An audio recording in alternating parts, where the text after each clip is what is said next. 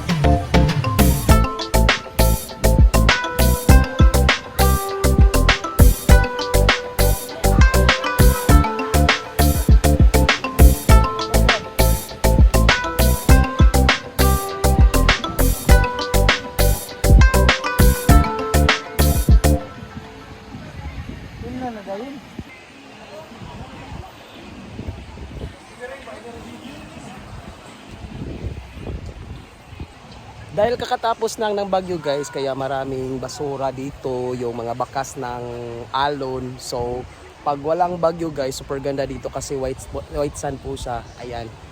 So, malapit lang po ito sa town ng Liloy at Labason guys. Kaya very accessible po siya papuntang dito and very affordable yung mga cottages, 500 lang.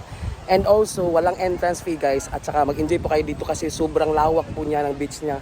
Mula doon hanggang doon. So ayan, maganda dito mag-abang ng sunset. Kaya ano pang hinihintay nyo guys, bisita na kayo dito sa Banhigan. I don't know anong part to, Liloy ba or Labason. Basta it's my first time here, sobrang nag-enjoy ako at sobrang napaka-fresh ng hangin dito. And dami talagang makikita mo dito ng mga chika babes and everything. Kaya